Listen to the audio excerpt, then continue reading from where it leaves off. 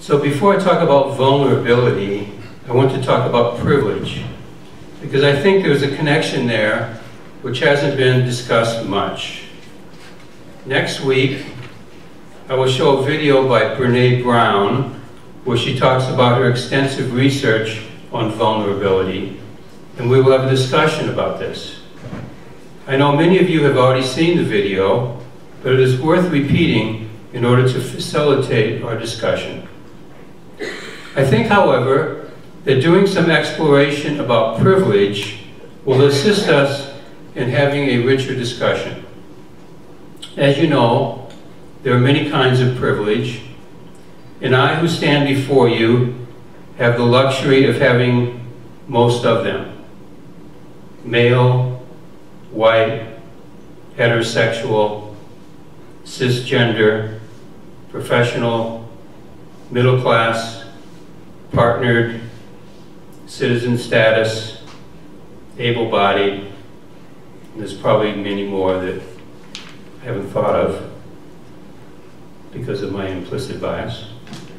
Much has been written about the various privileges, but I will try to summarize my limited understanding of how this works. I like to think of privilege from two directions: a hardened perspective, which is easy to see, and a softer perspective, which is less visible. The hardened perspective has to do with power.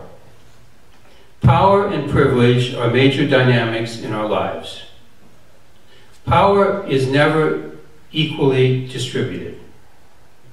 In our interactions with others, the power often shifts back and forth based on what is paramount at that time. Differing power dynamics will always be true. Some people are smarter than others. Some people are taller or shorter than others. Some people know how to repair a car or a roof, and some people do not. Some people know how to write well or crunch numbers better than others. This does not have to be a problem.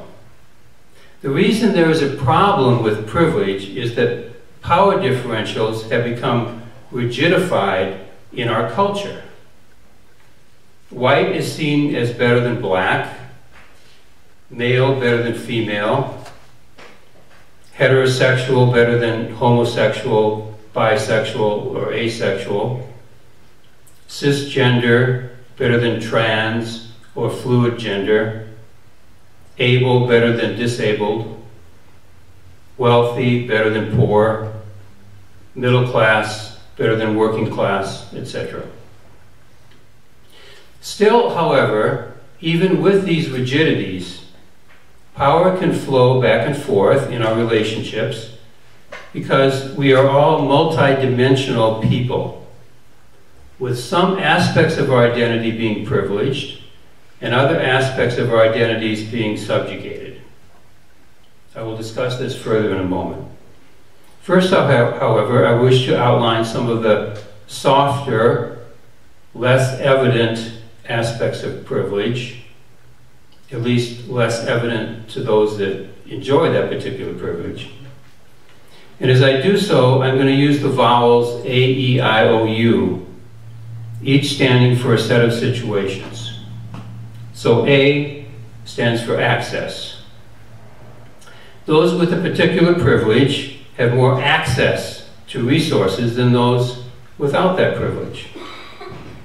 Often people with a certain privilege may say that they believe all people should have access to those resources. So it is a privilege that all people should have, which is true. But it doesn't take away the fact that in the real world, many people do not have that access. A simple example would be the GI Bill after World War II gave access to many white people the ability to buy a home and enter the middle class, like my father did. So a lot of white people were able to buy houses for $10,000 that are now worth $250,000.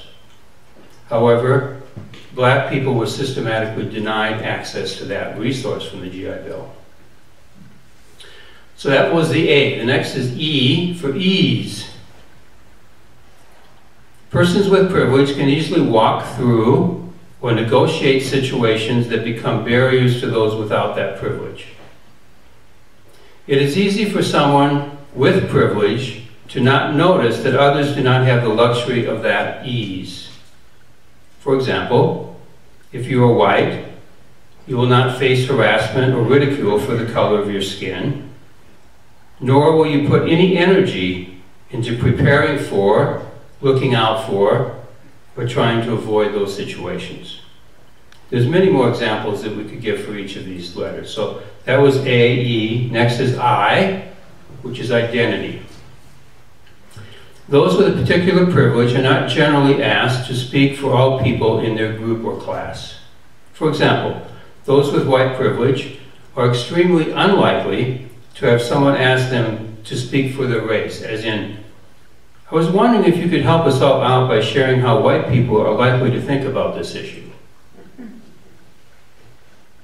Whereas people of color have that question asked them many times. The next is O, for opportunity. Those with a particular privilege have more opportunities than those without that privilege. And you can probably think of some examples for that. And the last one, U, stands for unconsciousness. This aspect of privilege is evident in all the other aspects listed above. In the midst of privilege, folks do not have to think about or be aware of many things that those without that privilege are forced to be aware of. For example, as a white person, I can wake up in the morning, look in the mirror, and not notice that I am white. As a heterosexual person, I can talk about my other gender spouse or partner without having to think about whether I am prepared to out myself to whomever is listening. As a male, I can walk down the street without much thought about whether I might be catcalled or raped. So that's the A-E-I-O-U. I'm hoping that might be useful to remember. Those with privilege, I'm going to get into a little bit about vulnerability now. So those with privilege can be voluntarily vulnerable more easily than those without privilege, because they can always step back and call upon that privilege. Similarly, someone with privilege can, at times, step up to situations of oppression and call upon their privilege to mitigate that oppression. For example, if as a white male, if I witness someone harassing a woman or a person of color, I can place myself in a vulnerable position and challenge the bully.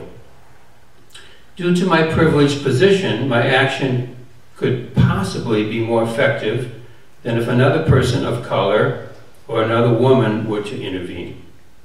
This is not always the case, of course. White people who marched with Dr. King were probably as likely to be targeted as black folks. Borrowing from a psychologist by the name of Dr. Kenneth Hardy, an African American who has written about trauma and oppression, he talks about how culture is a broad-based, multi-dimensional concept and influences how we see the world. Gender, race, etc. become organizing principles. These experiences are not neutral in their effects. It is essential to move from a singular dimension of self to a multiple dimensional view of myself or selves. So we have many selves, some privileged and some subjugated. Often our subjugated self hijacks our conversations. I'm going to repeat that. Often our subjugated self hijacks our conversations. In fact, the default self is always the subjugated self. So let me give you an example of that. Let's say I've never been to this church, but as a white male with all these privileges, let's say I'm very hard of hearing, okay? And let's say I come to this church because I heard it was a welcoming congregation and it's available to help people that have different disabilities. So I come in the church and I come to the person that's giving out the order of service and I say, I'm glad to be here. My name is Greg. Wanted to let you know I'm hard of hearing. Do you have some little devices I can use to help me hear the sermon? And let's say the person who is giving out the order of service doesn't know. Says, I don't know. Comes back here and they look and they say, well, here's some devices. We can try, you can use this. And I'll say, okay, well, can you show me how to use it? And they say, well, I don't know how to use it. I wasn't trained. So let's say the person that is trying to help me is a person with certain subjugation. Let's say the person is a black woman or transgender person or someone that has much less privilege than I do.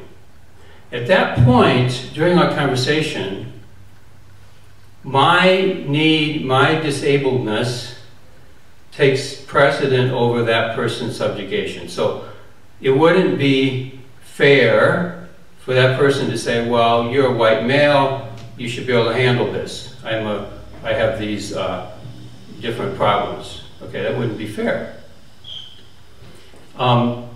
Kenneth Hardy, one of my teachers, the one I mentioned before, he gave an example. He's a black man, and he was on an airplane, and he was sitting down. He was the first person in his row, and he was very tired from the workshop, and he spread out his stuff, okay? And he was all comfortable, about to eat his sandwich, and a white woman comes up and says, that's my seat next to you. And she got upset with him because it took him a while to clean up his stuff, make space, and so on. So she started in on him and said, you know, I'm tired of all these men that take up all this room, and it's not fair. Well, Dr. Hardy made himself vulnerable during this workshop and explained to the group that he then kind of attacked her verbally and said, who are you to talk to me? I'm a black man, you're this white woman with all this privilege and blah, blah, blah. And he said afterward that he was totally wrong about this, because at that moment, his male privilege superseded his black subjugation. And he was wrong. He should have said, I'm sorry, you know, I'll fix it. And he didn't do that. So that's an example of how his subjugated self was the default. It came out, okay? So we have to be aware of what our subjugated selves are as well as what our privileged selves are, and not let our subjugated self come out in a situation where we need to take responsibility for our actions.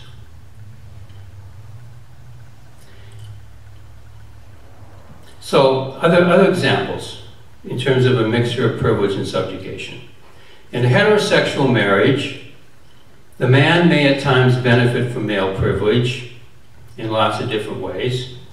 One example would be that in a social gathering, his comments might be taken more seriously than his wife's comments because he's a male. On the other hand, the woman may make more money than the man, and in financial issues have more privilege and power than the male. So it can shift back and forth. A black male doctor talking to a white male patient will, in spite of the white person's white privilege, enjoy a professional privilege that is manifested in the relationship and that will often overshadow his black subjugation during their interaction, because he has a certain power differential as the doctor. When he is driving home in his Lexus, however, and is stopped by the police for a missing taillight, his DWB status, driving while black, takes center stage, and his professional status floats away in a puff of smoke. The more privilege one has, the more responsibility one has. So in order to facilitate conversation and relationships, one must acknowledge the privileged self that is being called on by the other person who may be speaking from the subjugated self. So when I'm interacting with another person and my privilege is manifest in a way that is potentially harmful to the person I'm interacting with, I can do a few things that can help the situation. And this is again from Dr. Hardy. There's a number of things that the person in privilege needs to do. I'm just going to share 6 of them. Number 1, I can strive to be genuine and authentic. I can talk about consequences, not intentions.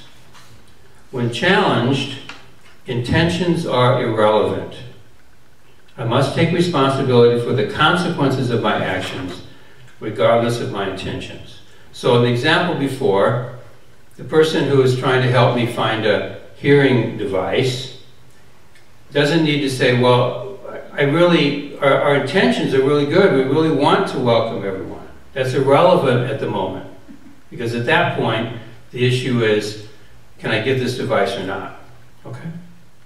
Number 2, I need to avoid equalization of suffering, or to presume to understand the suffering of the other person from a position of privilege. The privileged person doesn't have a right to say, well, I understand how hard it is for you, because you don't. Number 3, I can embrace transparency. That is, I can be willing to show myself and be seen for who I am. In other words, embrace vulnerability. Number 4, I can be willing to stretch myself beyond my comfort zone. Number 5, I can strive to be congruent. That is, mean what I say and have my body language, tone, and facial expression match my words. Number 6, I can strive for intimacy by the willingness to be vulnerable. This increases the possibility of intimacy.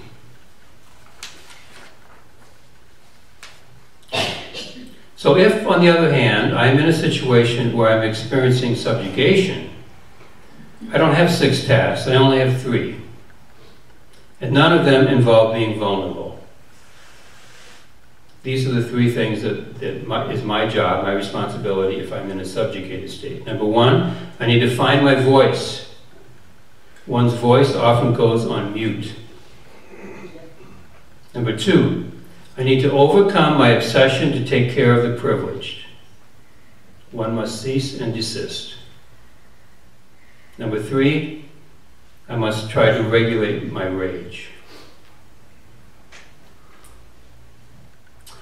In such a situation, of course, one might voluntarily assume a position of vulnerability, like Mahatma Gandhi or Dr. Martin Luther King Jr.